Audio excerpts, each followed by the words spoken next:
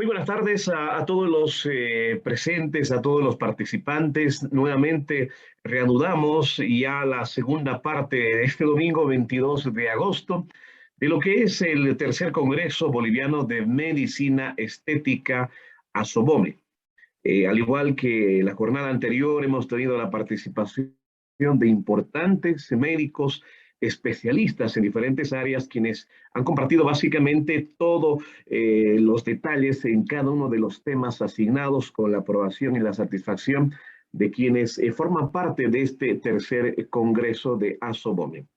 Esto no va a ser diferente. Vamos a continuar justamente presentando a nuestros panelistas, a nuestros expertos, a nuestros profesionales. El tema que justamente vamos a citar en este momento es con el cual vamos a dar inicio ya a la segunda parte, la recta final de lo que sería justamente este tercer congreso, adelantando de que más adelante vamos a tener sorpresas, importantes noticias para dar a conocer a todos los. El tema de hoy es la hialuronidasa en medicina estética. Y para este tema, evidentemente, se ha invitado a un gran experto, un gran profesional que desde la hermana República de Argentina va a hacer el contacto justamente para compartir todos sus saberes justamente y su especialidad sobre este tema. Hablamos del doctor Daniel Muslaski, a quien le damos la más cordial bienvenida. Pero vamos a conocer más acerca de la trayectoria profesional del doctor Daniel Muslaski. Él es especialista en medicina interna, especialista en dermatología, miembro titular de la Sociedad Argentina de Dermatología, miembro del Grupo de Trabajo de Dermatología Estética, consultor de Allergan Aesthetics, manejo de efectos adversos con rellenos de ácido hialurónico en Latinoamérica, México y Argentina. Docente del curso internacional de anatomía aplicada en cadáveres con enfoque en toxina butolínica y rellenos faciales. Director y docente de 3 cursos en Dermavirus, curso intensivo de aplicación de rellenos de ácido hialurónico panfacial, curso intensivo de aplicación de toxina butolínica panfacial, cuello, bruxismo e hiperhidrosis. Curso intensivo de efectos adversos con rellenos de ácido hialurónico y adecuada utilización de la hialuronidasa. Docente del curso superior de dermatología, Hospital Housay, Vicente López, Distrito 4, provincia de Buenos Aires. Docente de la Escuela Latinoamericana de Dermatología Médica, docente de la Diplomatura en Cicatrización de Heridas y colaborador en la revista Piel Latinoamericana, a quien básicamente le vamos a dar la más cordial bienvenida. Comenzamos con el tema ya en esta segunda parte de este domingo 22 de agosto. El tema hialuronidasa en medicina estética. Comenzamos, por favor. Bueno, gracias por la invitación. Quería agradecer a todo el comité organizador del Congreso por contar conmigo. Ahí les dejo mis redes sociales, al final también están por si alguien quiere contactarme por cualquier cosa. Bueno, entonces les voy a empezar con la agenda de hoy. Vamos a empezar con generalidades 1, reconstitución de la hialuronidasa, interacciones medicamentosas, generalidades 2, prueba de alergia, y vamos a cerrar con algunas conclusiones. Entonces, empecemos. Hay muchos artículos en cuanto a la temática de la hialuronidasa. Yo elegí algunos que me parecieron más prácticos y muy académicos. Incluso hay libros de esto. Este libro me gustó mucho, tiene un capítulo específico de enzimas, muy detallado realmente, recomendable. Y para arrancar, tenemos que recordar que el metabolismo del ácido hialurónico está estrechamente regulado por la interacción de las enzimas sintetizadoras, las hialuranosintetasas, y las degradantes, que son las hialuronidasas, que es la temática de hoy. A modo, digamos, práctico, siempre me gusta este ejemplo. Imagínense que la piel es este queso duro, y la función de las hialuronidasas es transformarlo en este queso gruyère, ¿sí? O sea, generar esas perforaciones comiendo de alguna manera el ácido hialurónico. La hialuronidasa se encuentra en insectos, serpientes, peces y mamíferos. En el ser humano se identifican 6 diferentes hialuronidasas. Y los usos clínicos principales, hay más también, pero los principales, son por un lado aumentar la biodisponibilidad de los fármacos, eso está muy utilizado con anestésicos locales, inmunoglobulinas, algunas medicaciones oncológicas también, terapia de extravasaciones, cuando el paciente tiene una vía y se pierde la medicación fuera del vaso y se genera una lesión, digamos, cutánea, sirve para esto también. Y puntualmente el uso que le damos nosotros, el manejo de las complicaciones asociadas a la inyección estética con productos que tengan obviamente ácido hialurónico. Entonces, para entender un poco dónde trabaja la hialuronidasa, esta vendría a ser la molécula, digamos, del ácido hialurónico. Entonces, tenemos que recordar que está el rayito acá dibujado, es justo donde impacta. Lo que hace es divide el enlace glucosaminídico entre C4 del ácido glucurónido y C1 de la glucosamina. Entonces, la hialuronidasa que inyectamos nosotros puede tener varios orígenes. En el caso de que sea animal, hay que tomar en cuenta que pueden estar contaminadas con inmunoglobulinas y proteasas, generando respuestas mediadas por IgE, como reacciones de hipersensibilidad o anafilaxia. Por otro lado, recordar que en el 2005, en Estados Unidos, fue aprobado por la FDA la hialuronidasa que es recombinante humana, que tiene algo interesante que es más pura que el resto, 99% de pureza, lo cual baja la posibilidad de alergia a la hialuronidasa, pero no al 100%, ¿sí? Hay que tomar en cuenta esto. Sí, digamos, sería más segura. Entonces, las hialuronidasas se usan para tratamientos de sobrecorrecciones, efectos Tyndall, edemas malares crónicos, incluso oclusión vascular. En el 2011, Kim y colaboradores probaron que la inyección de hialuronidasa tiene una mayor posibilidad de éxito si la realizamos dentro de las primeras 4 horas de donde estábamos trabajando, ¿sí? De esta oclusión vascular que se pudo haber generado. También este estudio es interesante, en 2017, recordar que Wang y colaboradores demostraron que el mejor plano de inyección de hialuronidasa para casos vasculares es el plano subcutáneo, ¿sí? Eso es fundamental. Y por otro lado, recordar que ellos ya habían visto que dejando la hialuronidasa fuera de los vasos, la misma podía penetrar en las arterias, ¿sí? De Lorenzi después siguió estudiando lo mismo.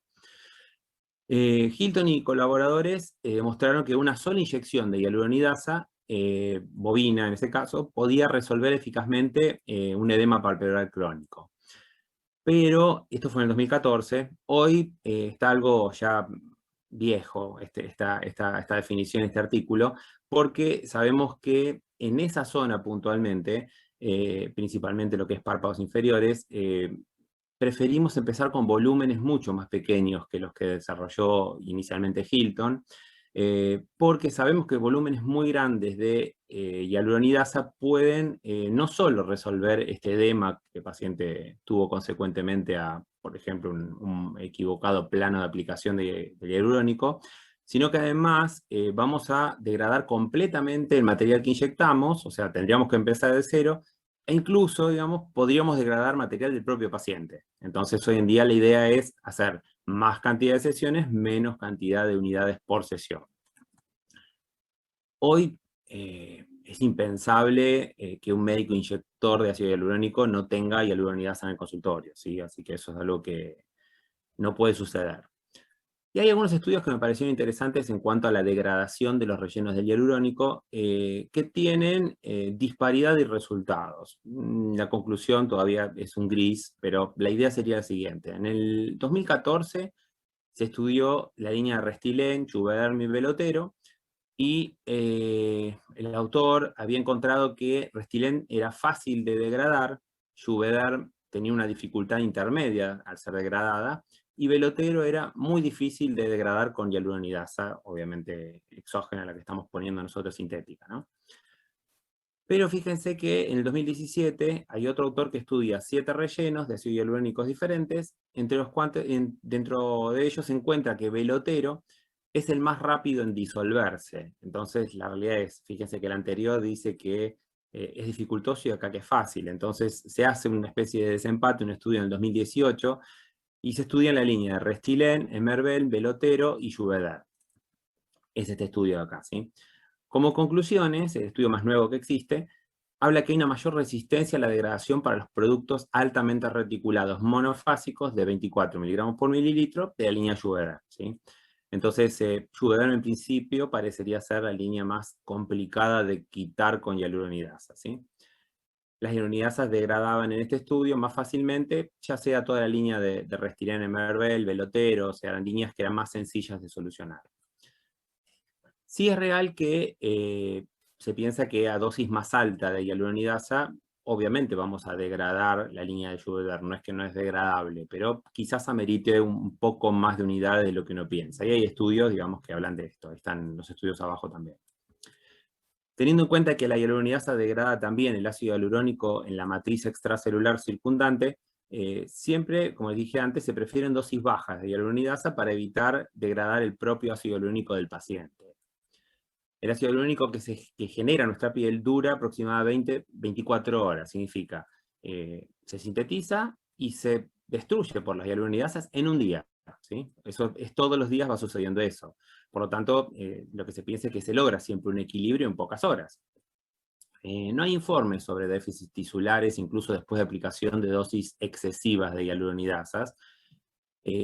Lo que se piensa es que el contenido de ácido hialurónico y la técnica de articulación que tenga el producto es el principal, digamos, determinante de la sensibilidad que tenga el producto a la hialuronidasa, ¿sí? Y en segundo plano quedaría su naturaleza mono o bifásica. Vamos a la reconstitución. Vamos a ver un video. Bien, vamos a iniciar entonces con la reconstitución de la hialuronidasa. Para ello vamos a utilizar un frasco ampolla de hialuronidasa con 1500 unidades reconocidas, 2 frascos de solución fisiológica de 5 centímetros cúbicos, una jeringa de 5 centímetros cúbicos, una aguja 21G, y acá tenemos dos opciones. Podemos trabajar con una jeringa de 1 centímetro cúbico. Estas son las denominadas BD, que vienen con la aguja incorporada al plástico. A mí estas me gustan mucho, pero tienen el problema de que cuando ustedes atraviesan la goma, desafilan la aguja, por lo tanto hay que quitar la goma para trabajar. O en su defecto pueden trabajar con las jeringas de 1 centímetro cúbico que vienen con la aguja de 30G por medio incorporada, ¿sí? Entonces, lo que vamos a hacer es tomar inicialmente 5 centímetros cúbicos de solución fisiológica y vamos a colocarlos dentro de nuestro frasco ampolla de hialuronidasa.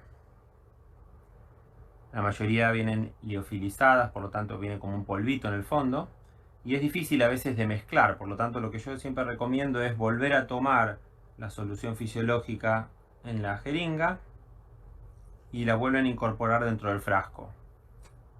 Otra vez vuelven a tomar la solución fisiológica dentro de la jeringa y la vuelven a volcar en el frasco. Y así 3-4 veces como para que la mezcla sea más homogénea, ¿sí? Vamos a tomar los restantes 5 centímetros cúbicos de solución fisiológica.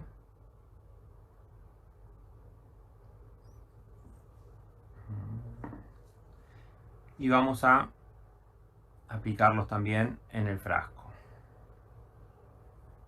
Teniendo ahora un frasco de hialuronidasa con 10 centímetros cúbicos de solución fisiológica, ¿sí? Incluso si quieren mezclar aún enérgicamente, pueden mezclarlo, como para quedarse tranquilos de que la preparación está homogeneizada. Bien. Ahora, suponiendo que vamos a trabajar con este tipo de aguja con jeringa, lo que vamos a hacer es tomar la aguja 21G con la que veníamos trabajando y vamos a pinchar la goma para no desafilar la aguja 30G por medio, que es la que va a pinchar al paciente. Entonces, solo para dar un ejemplo, si yo tomo la totalidad de la jeringa con la solución fisiológica, yo voy a tener que en 1 cm³ de esta jeringa tengo 150 unidades de hialuronidasa. Y en un parcial mayor, solamente en esta parte que sería 0,1, voy a tener 15 unidades.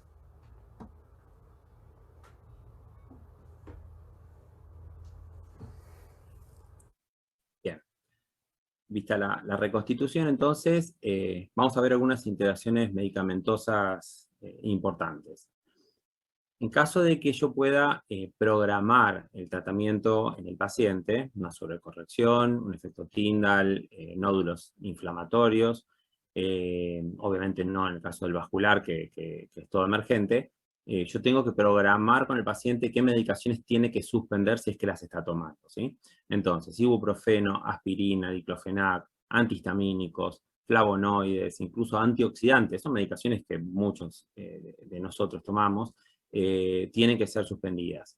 ¿Por qué? Porque todas estas drogas disminuyen el efecto de la hialuronidasa, ¿sí? Recuerden, en el caso de la aspirina, del ácido acetilsalicílico, la suspensión tiene que ser 7 días antes por la vida media prolongada. Bien, seguimos con generalidades 2. Recordad que la hialuronidasa tiene un efecto inmediato. La vida media es de 2 minutos y la duración de efecto es de 24 a 48 horas.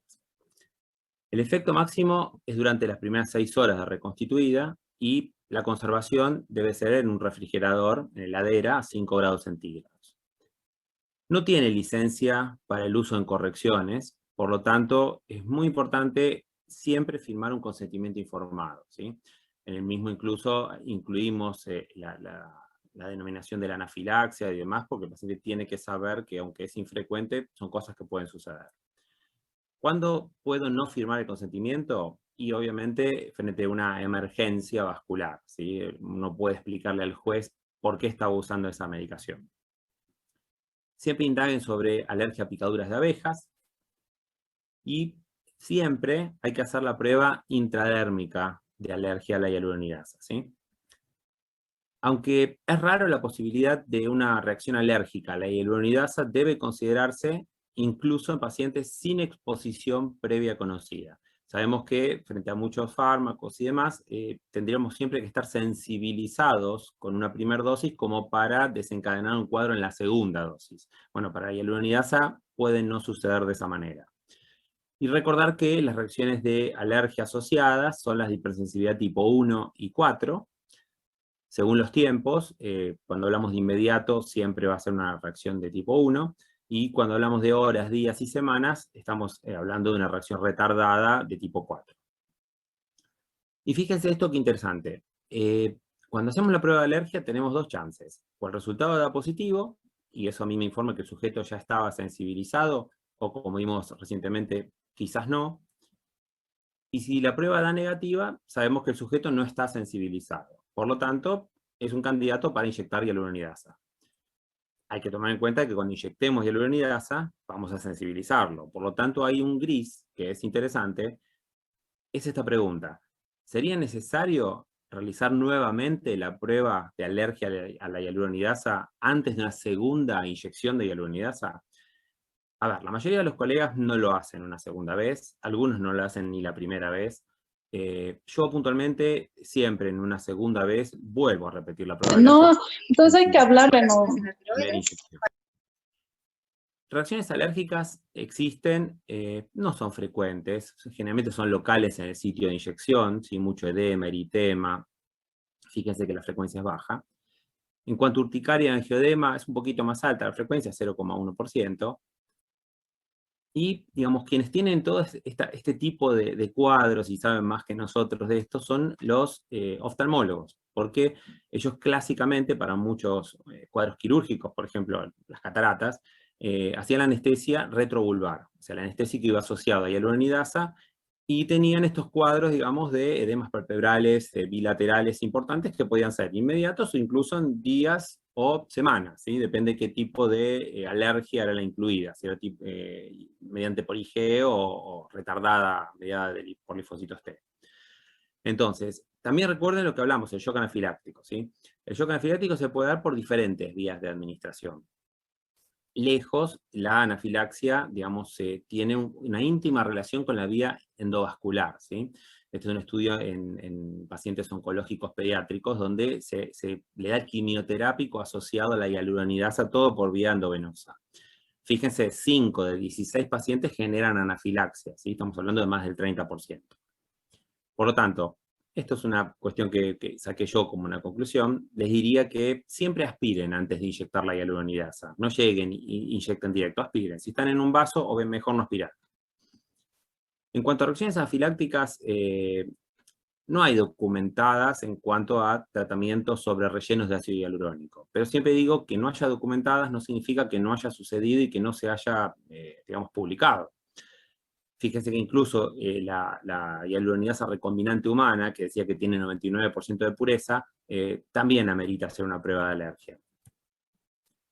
Parece haber más chances de reacciones alérgicas con dosis de hialuronidasa superiores a 100.000 unidades. Fíjense que estoy hablando de 66 frascos luego de una inyección intravenosa. La aparición de complicaciones alérgicas y más severas incluso aumenta a 31,3% si la dosis aumenta a 200.000 unidades. Estoy hablando de 132 frascos, así que fíjense que tenemos seguridad. Por lo general no existe un vínculo entre el historial de alergia del paciente y la respuesta a la hialuronidasa. Mucho cuidado en los pacientes alérgicos ya conocidos al colágeno bovino o a picadura de abejas. Y vamos a ver cómo se hace la prueba de alergia. Para la prueba cutánea vamos a inyectar 0,02 mililitros, que corresponde a 3 unidades, de una solución de 150 unidades por mililitro intradérmica en la cara anterior del antebrazo. Para recordar, si tenemos acá una jeringa, les dije que el parcial menor, o sea 0,1 de la jeringa, tiene 15 unidades, 3 unidades es solo esto, ¿sí? Así que tiene que ser bien intradérmico y tiene que verse un abón, eso es fundamental. Se puede inyectar hasta 20 unidades para la prueba de alergia. Hay diferentes trabajos. La realidad es que cuanto más hialuronidasa inyectamos para la prueba de alergia, más chance tenemos de que nos dé un falso positivo, porque recordemos, la hialuronidasa es proinflamatoria, por lo tanto puede generar un halo de eritema por inflamación y no por alergia y confundirnos en el diagnóstico de la prueba. Hay que esperar 30 minutos y vemos cómo está la reacción. Es normal un discreto eritema local, pero cuando hablamos de alergia vamos a ver eritema, intenso prurito, incluso importante ardor, ¿sí? Esta es una prueba, digamos, positiva. Fíjense que digamos, abón importante se generó. Bien, vamos a cerrar entonces con algunas conclusiones. Siempre hay que indagar sobre el antecedente de picaduras de abejas, víboras, etcétera, que hayan requerido internación por angioedema, edema de glotis, anafilaxias. Y estos no son pacientes candidatos para inyectarse hialurónico, porque si necesitamos la hialuronidasa, digamos, vamos a tener que inyectarla con el botiquín con adrenalina al lado. Siempre hay que tener a mano este botiquín de primeros auxilios, donde no puede faltar antihistamínicos y esteroides orales para cuadros muy leves, o incluso hidrocortisona en frasco ampolla o adrenalina en ampollas para cuadros más severos.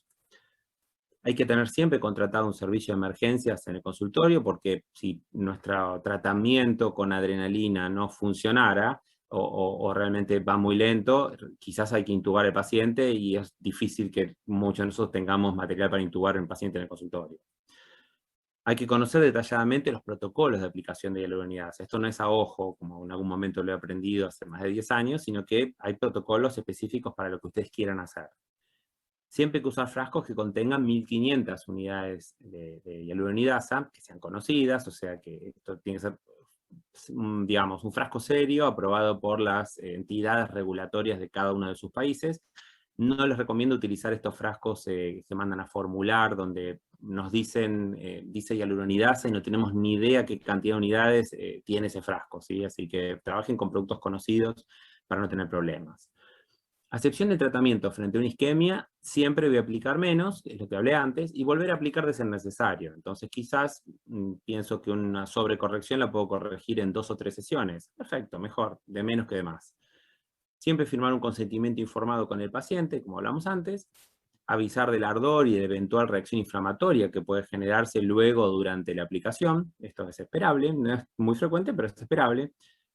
Tener disponible en el consultorio la suficiente cantidad de frascos de hialuronidasa, y esto es importante más que todo para los eventos vasculares. Calculen si en un evento vascular ustedes tienen comprometidas 3 zonas, Cada zona va a llevar 450 unidades de hialuronidasa, vamos a totalizar 1.350 unidades de hialuronidasa por hora, hasta que se solucione el problema. Por lo tanto, es fundamental tener la caja, digamos, al menos con 4 o 5 viales. Bueno, les agradezco por la atención. Acá les vuelvo a dejar las redes sociales también, por si alguien se quiere contactar. Gracias.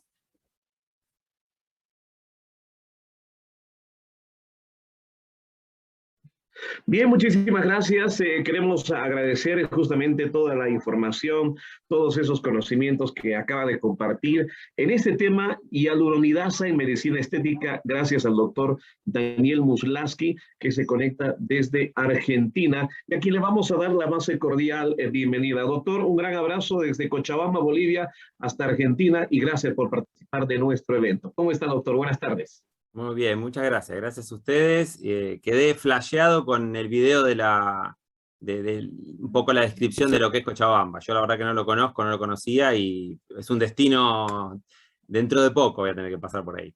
Creo que, doctor, está obligado a que nos visite, la va a pasar muy bien, tiene unos bellos paisajes nuestra querida Cochabamba, y potencialmente gastronómica, no se va a arrepentir.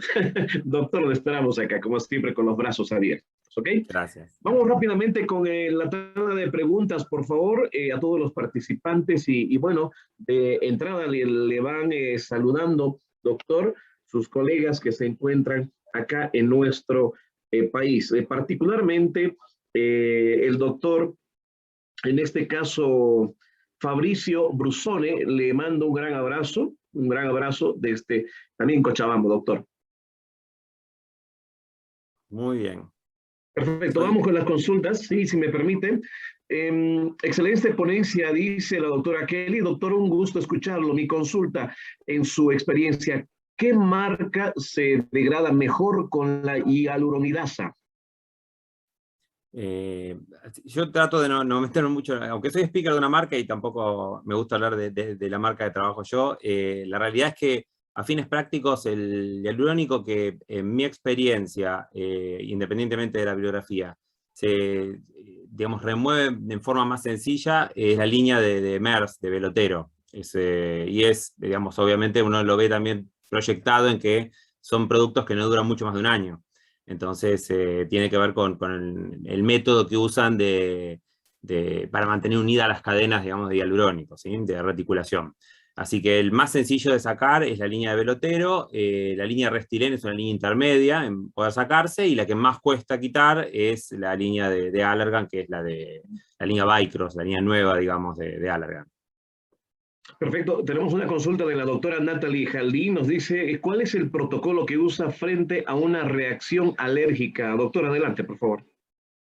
Bien, en caso de tener una alergia a la hialuronidasa, que en realidad no debería de suceder, porque recuerden que hablamos de hacer 1/2 pruebas de alergia en primera y segunda aplicación, previa a primera y segunda aplicación en el paciente, e incluso de pacientes, yo recibo mucha derivación de colegas que tienen alguna complicación y me los derivan, y ellos quizás sí ya inyectaron hialuronidasa, pero yo en eso tampoco confío, entonces hago todo de cero, ¿sí? Entonces, si uno tiene una prueba de alergia, no tiene por qué pasar un dolor de cabeza. Pero vamos a dar el ejemplo de que ustedes pasaron un dolor de cabeza y el paciente comienza con un cuadro de los más peligrosos, que vendría a ser todo lo que es angioedema, edema de glotis, esos edemas de lengua muy importantes que obstruyen la vía respiratoria. El protocolo que siempre uso es el mismo que el de las hipersensibilidades tipo 1, digamos, porque estamos en este capítulo. Entonces, lo que uso siempre, si veo que viene todo muy rápido y no voy a tener tiempo de dar medicación oral, porque la indicación en todos los protocolos inician es oral, pero acá a veces no hay tiempo, siempre hidrocortisona, hay de 100 a 500 miligramos, y lo que uso es 500 miligramos. Eso se puede dar endovenoso, se puede hacer intramuscular. Yo siempre recomiendo a los médicos, cuando están asustados, porque estas cosas son para correr, que vayan intramuscular. La hidrocortisona tiene muy buena posibilidad de absorción intramuscular y rápida, ¿sí? Y tiene que ser hidrocortisona, no puede ser otro esteroide, porque he visto utilizar dexametasona y los tiempos son otros, y estamos corriendo, y la hidrocortisona es la solución. Si después de un par de minutos, el paciente sigue con obstrucción de la vía respiratoria y la cosa se sigue complicando, pasamos a la adrenalina, ¿sí? Tienen que conseguirse los frascos ampollas, las ampollitas chiquititas de adrenalina que tienen, hay muchas dosificaciones diferentes, la que más se usa es la que es 1 en 1000, fíjense que en el frasquito está eso escrito, y en caso de usar adrenalina, lo que hay que hacer es usar 0,3 centímetros cúbicos cada 5 minutos. Así que de la jeringuita chiquitita que usamos para toxina y demás, que es o para mostrar, para reconstituir la hialuronidasa, que es de 1 cc, vamos a usar 1/3 de esa jeringa cada 5 minutos, ¿sí? Y hay que ir viendo al paciente. Ustedes ya, cuando la cosa viene complicada, ya llamaron a la ambulancia, por lo tanto, si la cosa no solucionara con esto, y probablemente haya que intubar, en ese caso ya la ambulancia estaría en camino. Perfecto, doctor. Dice, ¿qué protocolo usa en caso de reacciones post-alérgicas? Reacciones como edema, eritema, etcétera. La consulta de la doctora Mónica Paola, quien hace la pregunta en este momento.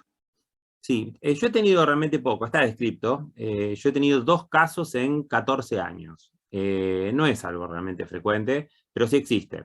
Y, digamos, vendría a ser una forma a veces de irritación, o sea, del proceso inflamatorio que genera la hialuronidasa, o a veces incluso una forma de urticaria, digamos, que incluso puede ser a distancia del lugar inyectado.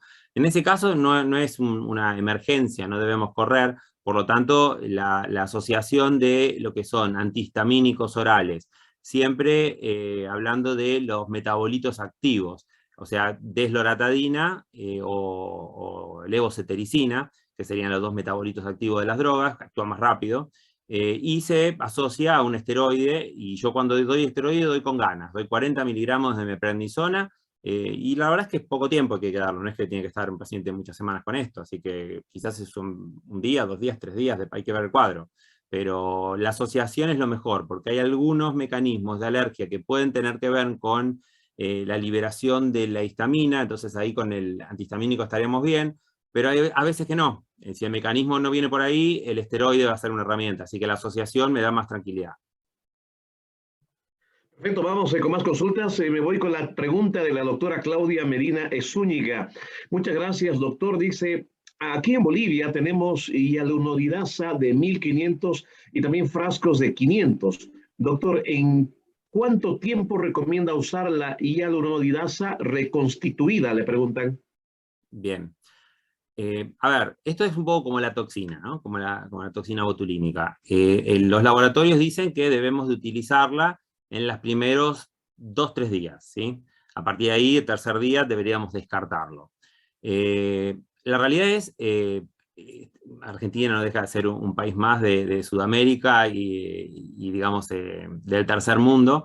Por lo tanto, la hialuronidasa es costosa. Y en caso de no ser utilizada en emergencias, o sea, me refiero en un trastorno vascular, si no fuera para eso, si fuera para una sobrecorrección, un Tyndall, nódulo inflamatorio, yo las he utilizado refrigeradas, o sea, en la heladera, ya no más freezer porque está reconstituida, hasta 25 días, ¿sí?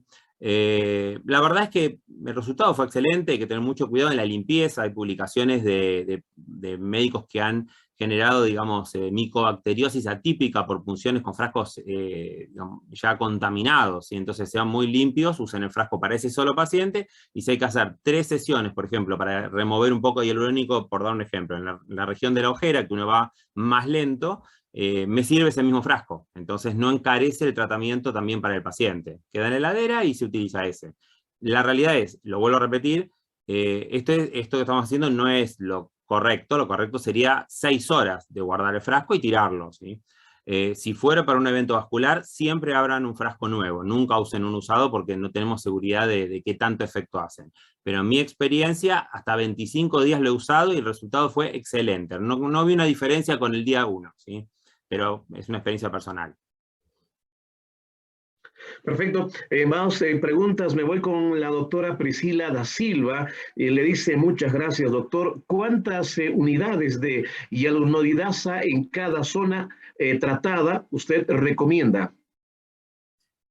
Ahí, digamos, esta conferencia quizás no apunta específicamente a eso, porque hay conferencias específicas de tratar determinadas zonas por diferentes patologías, ¿sí? Yo traté de hacer un poco más una generalidad, ¿no? Pero, digamos, uno puede llegar a pensar en cosas muy chiquititas, como un efecto Tyndall en la región, digamos, de la ojera, donde promedio, quizás uno pone 3 unidades de hialuronidasa cada medio centímetro para ir lento y no degradar rápidamente el hialurónico en esta piel tan finita, a, digamos, un proceso vascular que requiere por zona a tratar, por ejemplo, si hay una rinomodelación con una complicación vascular, o sea, eso lleva 450 unidades de hialuronidasa, que son 3 jeringas de 1 cc, cada 1 hora hasta que, digamos, reponga ese llenado capilar cuando uno comprime, y en menos de 3 segundos tiene que reperfundir. Si no reperfunde, hay que volver a hacer el protocolo. Por eso es muy amplio, es un tema muy grande, digamos, la pregunta de la doctora, es difícil de responder. Perfecto, me voy con la consulta de la doctora Claudia Espinosa. Dice, excelente ponencia, doctor, siempre es gratificante y enriquecedor escucharlo, dice. Gracias. Quisiéramos saber qué marca de hialuronidasa es la que usted utiliza. Bien, sí, yo también evité eso porque no me gusta, no tengo un conflicto de interés, digamos, con las empresas. En la Argentina hay 2 que se consiguen, PB Serum, que se consigue en toda Latinoamérica, y una que es la Reductonidasa, que es de Mesoesthetic. La realidad es, yo uso más la de PB Serum, no porque crea que sea superior, me parece que son similares, sí por costos. Cuando compro las cajas llenas, siempre yo les recomendaba comprar la caja de 4, por ejemplo, en PB Serum, uno de 5 en Reductonidasa.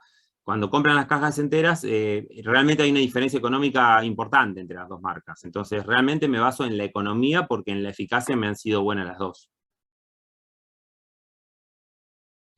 Perfecto, también tenemos participantes que están levantando la mano. Le voy a dar paso, por favor, a la doctora Kelly Ferraz. Doctora, adelante, le escuchamos. Eu quisiera primeiro agradecer ao doutor pela ponência, que excelente, é assunto super, super importante. Nós não podemos estar fazendo ácido hialurônico sem ter a hialuronidasa aí. Doutor, eu quero perguntar-lhe algo que eu creio que é o pior evento que pode passar com o injector, não? Que é uma oclusão vascular e que causa mauroses.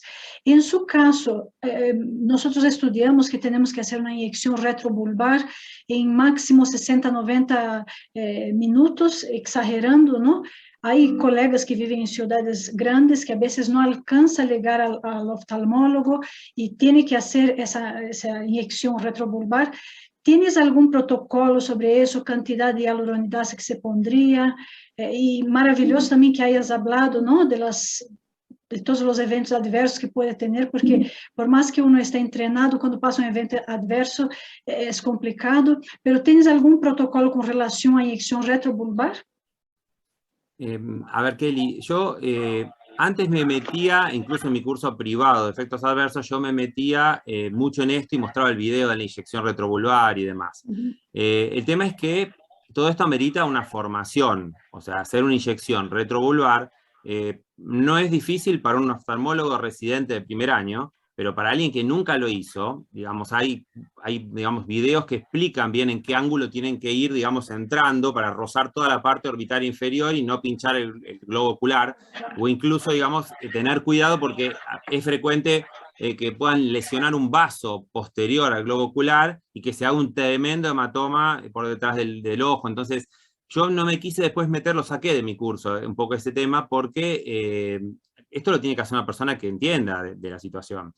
No hay mejor entendido que el especialista. Entonces, yo lo que siempre les recomiendo es que tengan, los que pinchan o van a pinchar con hialurónico, tienen que tener a alguien, una amistad dentro de lo que es oftalmología, saber a dónde poder. Ni les digo mandar al paciente, ustedes tienen que ir con el paciente, porque muchos de los nosocomios que tienen que hacer la inyección retrobulbar quizás no tienen hialuronidasa. Entonces, el tiempo, como bien dijo Kelly, es oro, ahí hasta 60, 90 minutos. Por lo tanto, yo lo que recomiendo es que se vayan al menos con 2 viales de 1.500 unidades, o sea, 3.000 unidades, porque los protocolos oftalmológicos, yo leí muchos, hay diferentes, no hay un protocolo, aplican más concentrado, no lo hacen en 10 centímetros cúbicos la reconstitución, sino que las hacen en 5, en 4, se hace mucho más concentrado, y hay protocolos que usan 1.500 unidades y hay otros que usan 3.000, aún mucha más cantidad, ¿sí?